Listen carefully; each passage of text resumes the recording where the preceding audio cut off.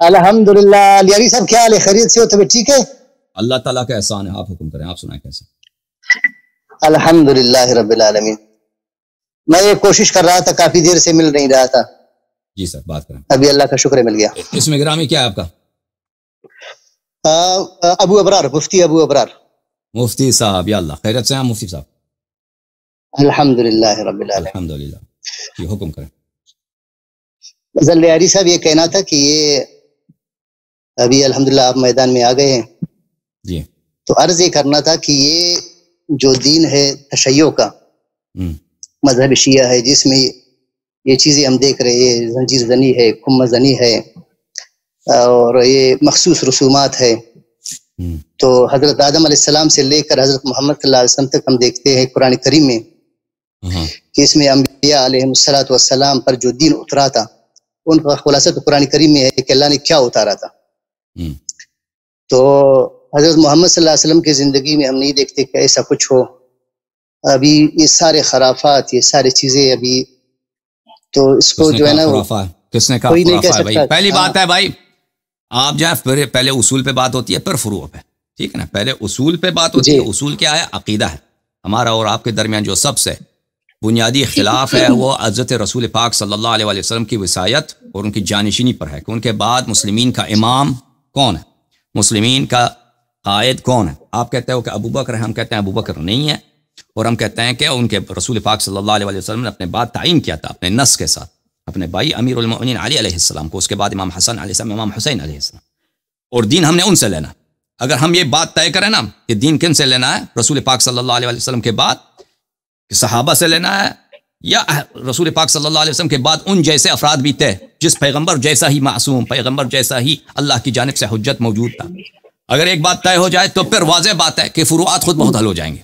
پھر آپ اپنی حدیث میں دکھاؤ کہ ابو بکر نے کہا کہ ہاتھ باندھ کے نماز پڑھو, پھر ہم بھی ہاتھ باندھ کے نماز پڑھیں گے.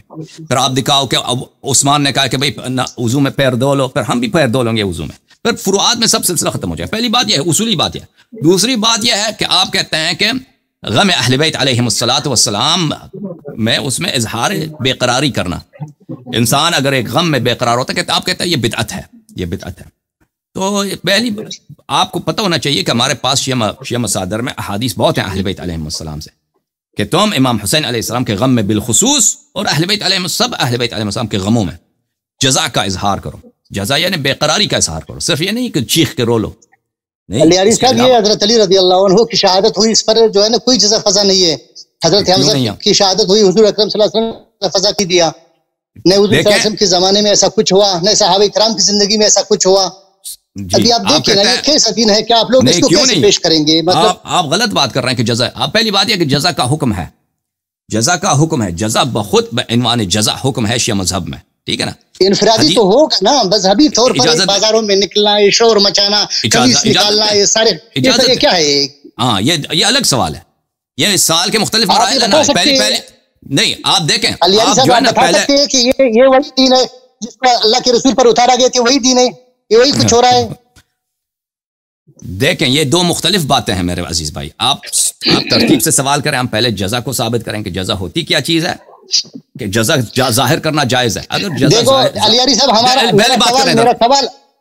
سوال آپ کو سمجھ گیا نا, آپ تو 4-5 سوال کیا ابھی تک آپ نے. بھائی ایک منٹ علی صاحب, ہم کہتے ہیں کہ جو تشیع کا دین ہے یہ وہ دین نہیں ہے جس کو اللہ نے اتارا تھا حضرت محمد صلی اللہ علیہ وسلم پر. اچھا تو یہ نہیں ہے تو اچھا میں ایک حدیث دکھاؤں آپ کو کہ دین کس کا ہے.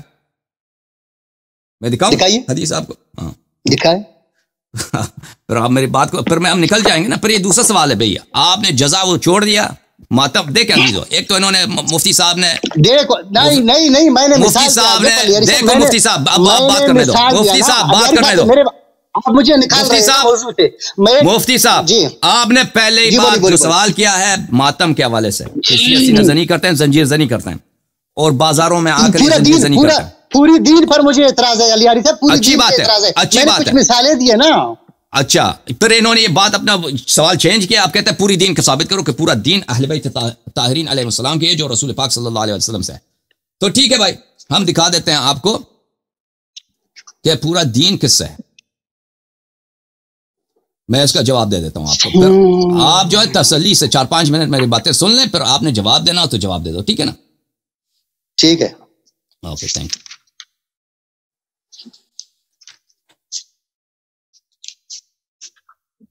تو اصل جو نزاع ہے، دیکھیں عزیزو، ہمارا تو ان لوگوں کے ساتھ اختلاف تو ہے، تمام مسائل پہ اختلاف ہے، توحید میں ہمارے ان کے ساتھ اختلاف ہے، رسالت میں ان کے ساتھ اختلاف ہے، قرآن مجید کے تعویل میں، قرآن مجید کے تنزیل میں ان کے ساتھ اختلاف ہے، اور اسی طرح فروعات میں، سب فروعات میں، نماز میں، روزے میں، اور اذان میں، نکاح میں، طلاق میں ان کے ساتھ اختلاف ہے، ٹھیک ہے، یہ سب کو پتہ ہے۔ اب یہ کہتے ہیں کہ یہ دین آپ لوگوں کی جو ہے یہ اللہ کی جانب سے نہیں ہے، ہماری جو ہے وہ اللہ کی جانب سے ہے۔ یہ جو اختلافات ہے اس کا اساس یہ خود بھی جانتے ہوں گے، ہم بھی جانتے ہیں، پوری دنیا جانتی ہے، یہ اس وجہ سے ہے کہ شیعہ جو ہے صحابہ کی احادیث نہیں مانتے، صحابہ کو فالو نہیں کرتے، صحابہ کی وہ سب صحابہ کی ایسے آنکھ بند کر کے تعدیل نہیں کرتے، کہتے ہیں کہ صحابہ بھی دوسرے لوگوں کی طرح ہیں، اگر کوئی ان میں سے اچھا ہے تو اچھا ہے، اگر کوئی صحابہ میں سے برا ہے تو برا ہے، اس طرح نہیں کہ صحابہ جو ہے وہ سب کے سب اچھے ہیں، عدول ہیں۔ اور ہمارے پاس رسول پاک صلی اللہ علیہ وسلم کے بعد جو اتھارٹی ہے، جو گائیڈ ہیں، جو قائد ہیں، جو پیشوا ہیں، وہ کون ہیں؟ وہ اہل بیت طاہرین علیہم الصلوۃ والسلام۔ اچھا، اب ان میں سے یہ واقعاً شیعہ دین رسول پاک صلی اللہ علیہ وسلم کی جانب سے ہے یا کسی اور جانب سے ہے؟ میں آپ کی خدمت میں حدیث پیش کرتا ہوں ان کی اپنی کتب سے، اور انشاءاللہ تبارک و تعالی یہ پتہ چل جائے گا کہ یہ کس کی جانب سے ہے۔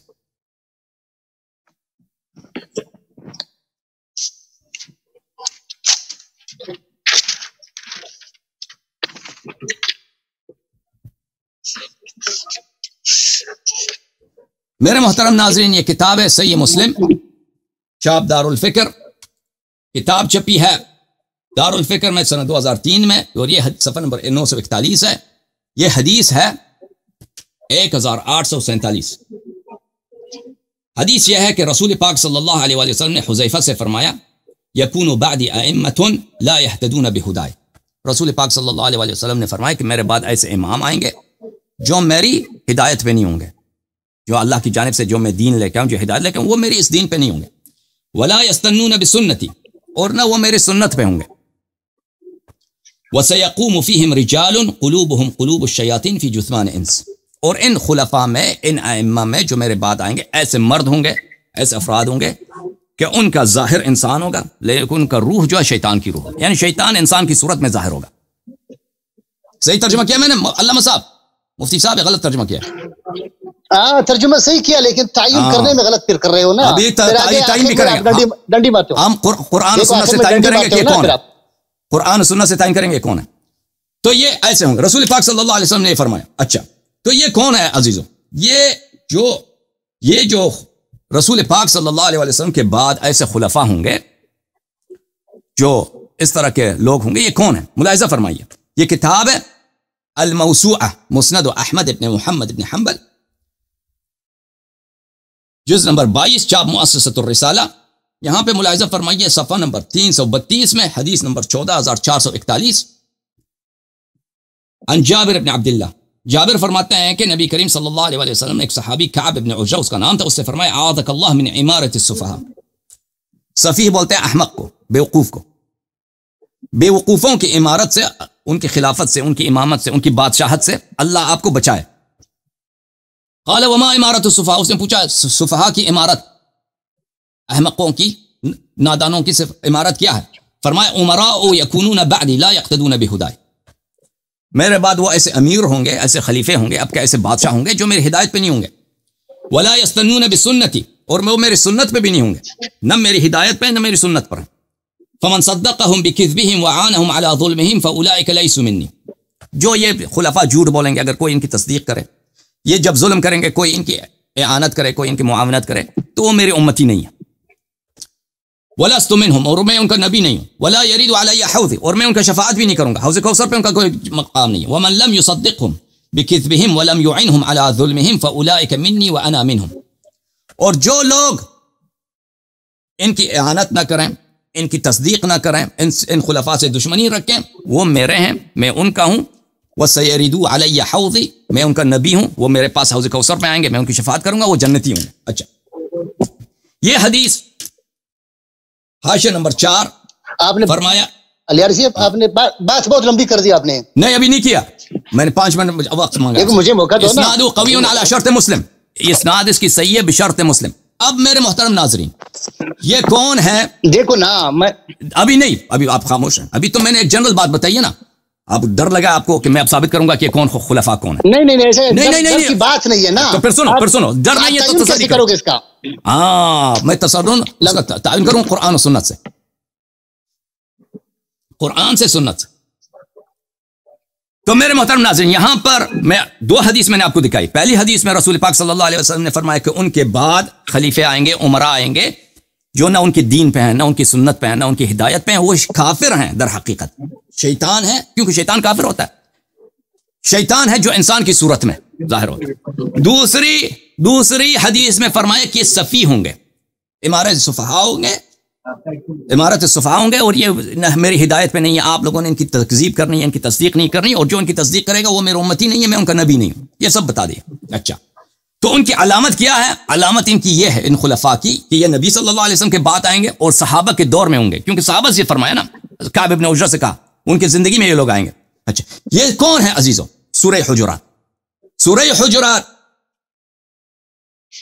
قرآن مجید میں ملاحظہ فرمائیے کہ قرآن نے جس کو سفیہ بولا ہے, قرآن نے جس کو سفیہ بولا ہے, اگر اس کو امارت مل جائے تو یہ امارت الصفحاء وہ وہی ہے.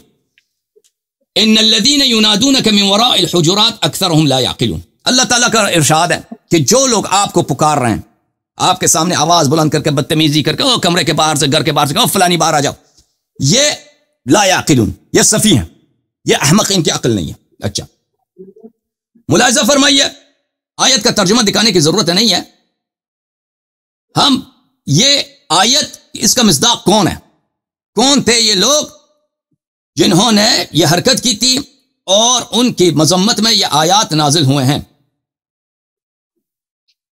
ملاحظہ فرمائیے,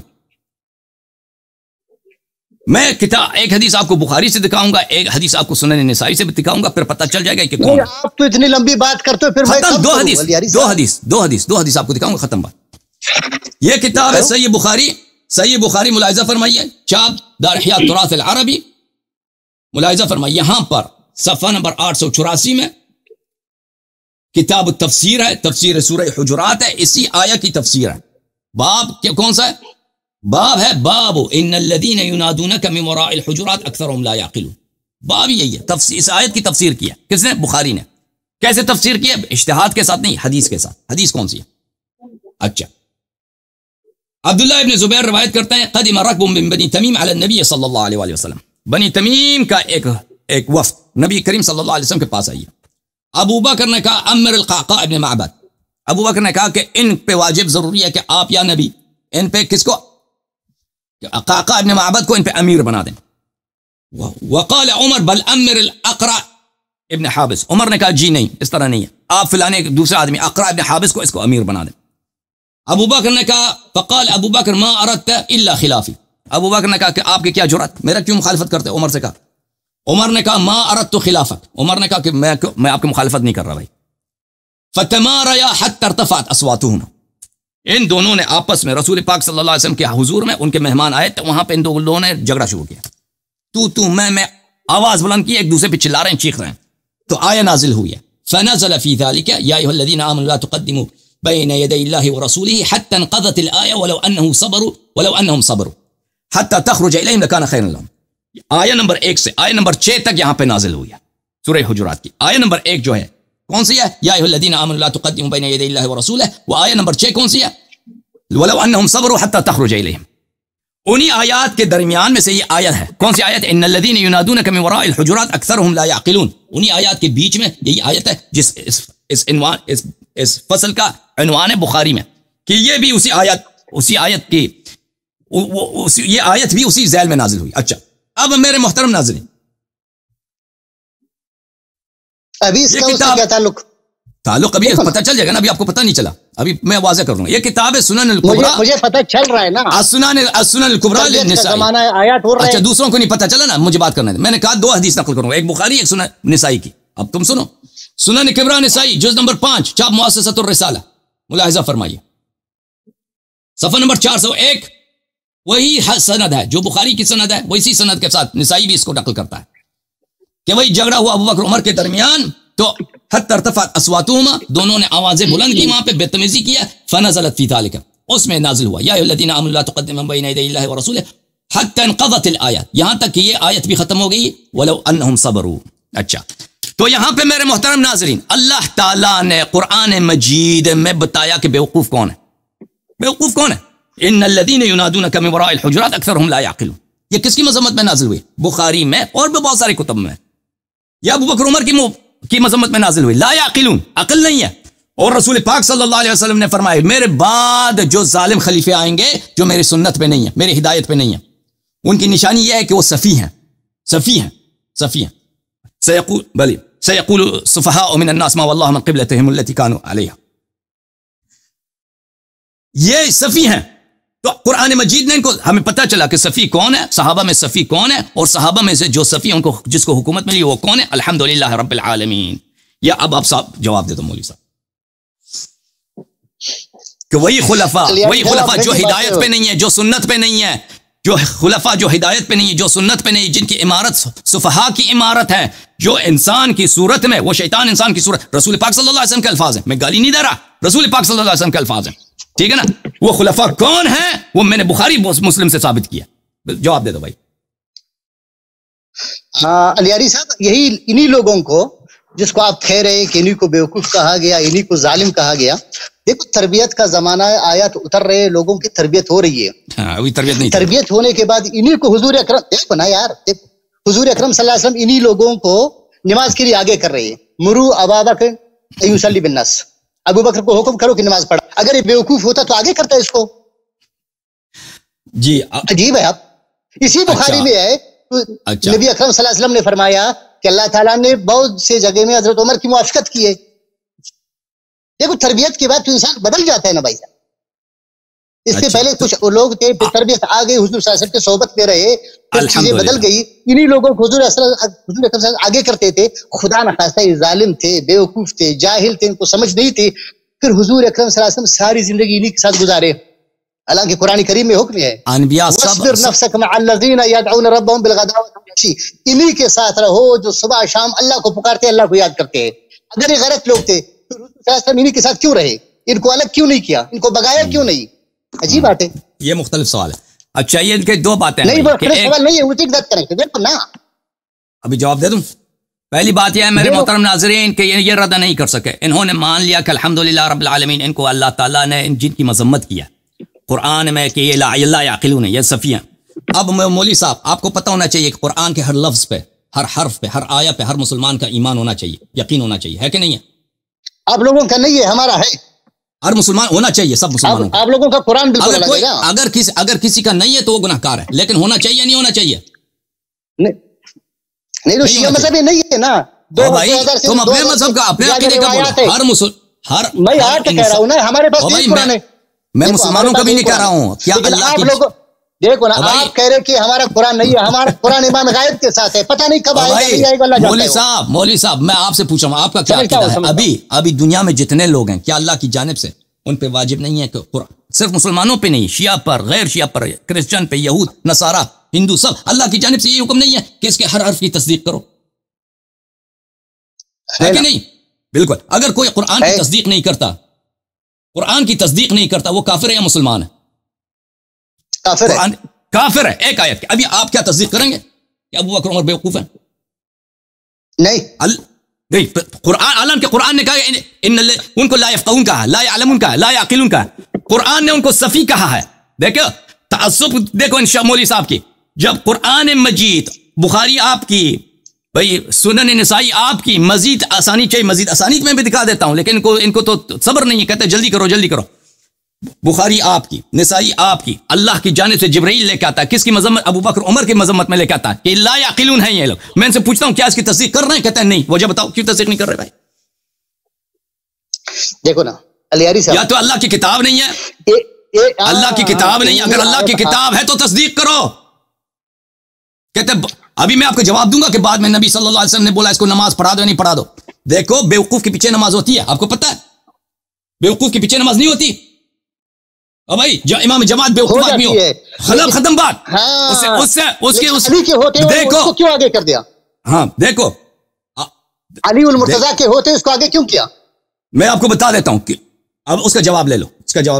امامت جماعت کی نماز ہمارے شیعہ مذہب میں پہلی بات ہے، آپ اگر کوئی دلیل لے کے آتے ہو تو وہ دلیل خصم کے لیے مقبول ہونی چاہیے. ٹھیک ہے نا. آپ کے لیے حدیث میں نے آپ کے لیے کتنے دلائل لائے، میں آپ کی کتب سے دلیل لے کے آؤں. قرآن مجید ہم دونوں مانتے ہیں، اس سے دلیل لے کے آیا، بخاری سے دلیل لے کے آیا، سنن نسائی سے. اب آپ پہ واجب ہے کہ شیعہ کتب سے پہلے دکھاؤ کہ رسول پاک صلی اللہ علیہ وسلم نے ابو بکر کو نماز پہ لگایا. وہ تو آپ کے پاس ہے نہیں، بلکہ شیعہ کتب میں یہ ہے کہ عائشہ نے اپنی طرف سے سازش کیا تھا ابو بکر کو نماز پڑھوانے کے لیے، حفصہ نے اپنے والد کو، تو اسی لیے رسول پاک صلی اللہ علیہ وسلم نے، کیونکہ امیر المؤمنین علیہ السلام کو انہوں نے کہا تھا کہ نماز پڑھو، لیکن ان دونوں نے اپنے والد کو بلایا تھا، ایک نے اپنے والد کو، دوسرے نے اپنے والد کو. اسی لیے رسول پاک صلی اللہ علیہ وسلم نے اسی وقت فرمایا تھا انکن صواحب یوسف.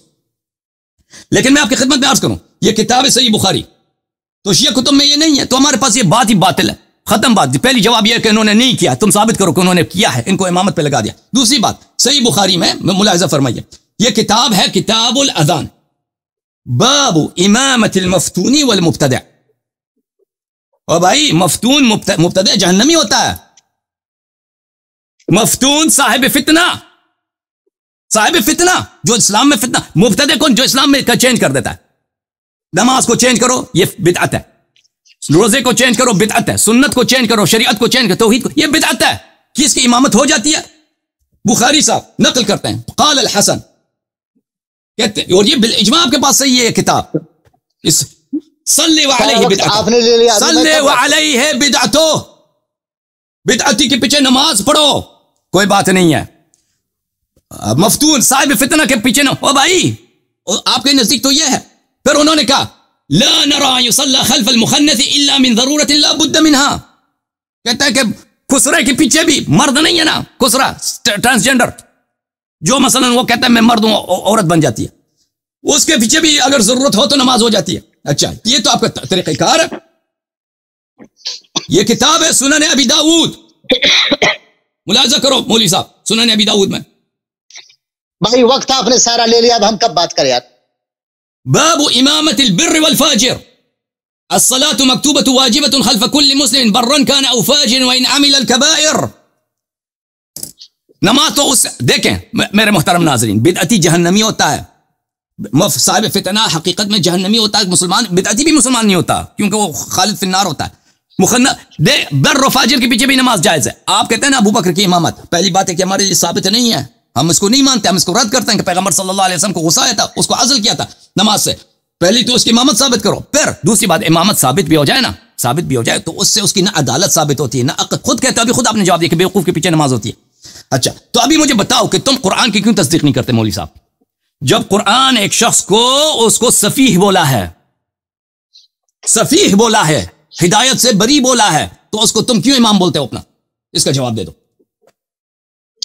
فعصى آدم ربہ فغوا، آدم کو غوی کہا اللہ نے، تو غوا ہے یہ. تو آدم کا توبہ بھی قرآن، آپ کہاں پہ لگاتے؟ میں نے کہا پہلے دیکھو میں نے آپ کو جواب دیا، آدم کا توبہ بھی قرآن میں ثابت ہے نا. یار تم دوستو یار میری بات سنو نا، اگر حضور اکرم صلی اللہ علیہ وسلم کے عمل سے تو ان کی توبہ ثابت ہے نا. کہاں پہ توبہ ثابت ہے؟ کہاں پہ توبہ کیا؟ دیکھو ہنسنا میرا جواب نہیں ہے، ہنسنا میرا جواب نہیں ہے. اگر یہ توبہ کیوں ہوتے تو رضیت الخبیث میں پھر دوبارہ آواز کیوں اوپر کیا؟ اور حدیث قرطاس میں پھر صحابہ نے پھر کیا نا ادھر شور مچایا، شور مچایا ادھر، شور مچایا کس نے؟ ابو عمر نے. شور کس نے مچایا؟ عمر کے پارٹی نے، دونوں نے مچایا، عمر نے، دونوں طرف سے شور مچی ہے. دیکھو دونوں طرف سے شور، جس نے بھی شور مچایا، جس نے شور مچایا ہے، دیکھیں جس نے شور مچایا وہ ہمارے نزدیک وہ بے ادب ہے، وہ صفی ہے رسول صلی اللہ علیہ وسلم کے بارگاہ میں. ایک بات سنو گے، ایک بات ہاں سنیں گے. حضرت علی المرتضیٰ رضی اللہ عنہ کی امامت قرآن میں ہے؟ بالکل قرآن میں. میں بات نہیں ٹال رہا ہوں، ویسے پوچھ رہا ہوں آپ سے. ہاں بالکل ہے. تو پھر عمر رضی اللہ عنہ نے کہا، رضی اللہ عنہ وارضہ نے کہا کہ حسبنا کتاب اللہ، تو پھر اس میں کون سی غلط ہے؟ تو صحیح کہا اس نے. اگر علی المرتضیٰ کی امامت بھی قرآن میں ہے تو قرآن کو اس نے مان لیا، اس نے امامت مان لیا، اور وہاں سے کہا کہ غلب علیہ الوجع، اس پر درد غالب ہے. روایات میں ہے کہ حضور صلی اللہ علیہ وسلم پر بار بار بے ہوش کاری ہو جاتی تھی، پھر ہوش میں آ جاتے تھے، پھر کہتے تھے کہ اسامہ کے لشکر کو بھیجو، پھر کہتے تھے اسامہ کے لشکر کو بھیجو. آخر میں کہا کہ قلم دوات لاؤ میں آپ کے لیے دیتا ہوں، تو کچھ لوگوں نے کہا لاؤ، کسی نے کہا نہیں لاؤ. آخر میں حضور اکرم صلی اللہ علیہ وسلم دونوں کو نکالا اپنے پاس سے، دونوں کو نکالا. یہ نہیں کہا کہ بھائی جو نہیں مار رہا اس کو نکالو، جو لکھنے کا کہہ رہے اس کو چھوڑو. علی المرتضیٰ وہاں موجود تھے. جی جی، وہ پہلی بات ہے کہ یہ بالکل یہ سب جھوٹ بول رہے ہیں. دونوں کا بھاگ جاؤ بھاگ جاؤ. نہیں یہ بالکل جھوٹ کہہ رہے ہیں. پہلی بات ان کے کلام میں کئی ایک جھوٹ ہے. یہ پہلی بات ہے کہ رسول پاک صلی اللہ علیہ وسلم بار بار بے ہوش ہو جاتے ہیں. حدیث قرطاس کی جتنی احادیث ہیں دیکھیں اس میں کئی نہیں ہے کہ رسول پاک صلی اللہ علیہ وسلم بار بار بے ہوش ہو جاتے تھے. اس میں کہیں نہیں. یہ جھوٹ کہہ رہے ہیں رسول پاک صلی اللہ علیہ وسلم پہ افترا باندھ رہے ہیں. کہیں بھی نہیں ہے کہ وہ اس واقعے میں مثلا ایک کسی اور دن بے ہوش ہو گئے، وہ الگ بات ہے. واقع قرطاس میں وہ یہ ہے کہ وہ شدید اسی دن اس واقع قرطاس میں یہ تھا کہ وہ شدید بیمار تھے. بے ہوشی کا کوئی ذکر نہیں. یہ جھوٹ کہہ رہے ہیں. دوسری بات یہ ہے غلبہ ایک انسان کی غلبہ. یہ دیکھیں یہ بھی جملہ میں آپ اس کا جواب دیتا ہوں. پہلی بات. دوسری بات یہ ہے کہ رسول پاک صلی اللہ علیہ وسلم چاہے بیمار ہوں چاہے سالم ہوں، دونوں حالت میں نبی ہیں. اس طرح نہیں ہے کہ اگر وہ سالم ہے تو ان کا حکم واجب ہے، اگر وہ بیمار ہو گئے بھائی صاحب بشر ہے، بشری حالات پر طاری ہو جاتے ہیں محترم. یعنی بشری حالت کیا مطلب بکواس کرتا ہے، تکلیف ہو جاتی ہے اس کو. بکواس ہو جاتا ہے. دوسرے بشر جو ہے بکواس کرتے ہیں. نبی صلی اللہ علیہ وسلم بھی بکواس کر سکتا ہے اور نہیں. بشری حالت سے کیا مراد ہے آپ کے؟ بشری حالت سے ان کی مراد یہ ہے کہ ان کی عقل کھو گئی تھی. بھائی بشری حالت سے ان کی مراد یہ لفظ میں نہیں بولتے. غلبہ علیہ الوجہ کا کیا مطلب ہے؟ عمر جو کہہ رہے تھے غلبہ علیہ الوجہ وہ نقل بالمعنی ہے. کیونکہ بخاری کا مذہب یہ ہے کہ نقل بالمعنی اس کے لیے جائز ہے. اس کا مطلب ہے کہ جس شخص نے بولا کہ حجر رسول اللہ صلی اللہ علیہ وسلم، یعنی نستجیر باللہ، رسول پاک صلی اللہ علیہ وسلم بکواس کر رہے ہیں، اس کا بولنے والا عمر تھا. اور یہ خود کہہ رہے ہیں کہ ان پہ غلبہ علیہ الوجہ، وہ عقل، ان کی عقل کھو گئی تھی. یہ بشری حالات سے اس کی کیا مراد ہے شخص کی؟ اور لوگوں یہ بشری حالات سے مراد یہ ہے کہ رسول پاک صلی اللہ علیہ وسلم کبھی پاگل بھی ہو جاتے تھے. جب بیمار ہوتے تھے پاگل ہو جاتے تھے. وہ ان کو پتہ نہیں ہوتا تھا کہ وہ کیا کہہ رہے ہیں. ان کو پتہ ہی نہیں کہ کیا کہہ رہے ہیں. ایسے منہ سے کیا وصیت لکھنا ہے، کیا وصیت لکھنا ہے، پاگل ہو گئے. نستجیر باللہ، یہ ان کی حالت ہے. یہ رسول پاک صلی اللہ علیہ وسلم کے متعلق یہ کہہ رہے ہیں. آپ مجھے بتاؤ کہ رسول پاک صلی اللہ علیہ وسلم نے جب فرمایا کہ میرے قلم و کاغذ لے کے آؤ کہ میں ایک وصیت لکھ دوں تاکہ تم اس کے بعد کبھی گمراہ نہ ہو جاؤ، یہ انہوں نے عقل سے کہی ہے یا غلبہ علیہ الوجہ یہ بے ہوشی کی حالت میں مثلا ان کے منہ سے جو نکل رہا ہے خود پتہ بھی نہیں ہے؟ بشری حالت ان پہ غالب ہو گئی ہے. کون سی حالت ہے مجھے بتاؤ، تمہارا کیا عقیدہ ہے؟ بے ہوشی کی حالت ہے. بے ہوشی یعنی حالت ہے. عقل نہیں ہے. عقل نہیں ہے. نبی صلی اللہ دیکھو عزیزو ہدایت مکمل بکواس کر رہے تھے. دیکھو نا آپ غلط ہذیان کہہ رہے تھے نا، ہذیان کہہ رہے تھے نا، عقل نہیں ہے، ہذیان کہہ رہے تھے. میری بات سنو، میری بات. الحمدللہ آج 1440 سال کے بعد میرے محترم ناظرین، مولوی صاحب نے عمر کی دفاع کے لیے رسول پاک صلی اللہ علیہ وسلم کو اس نے پاگل قرار دیا.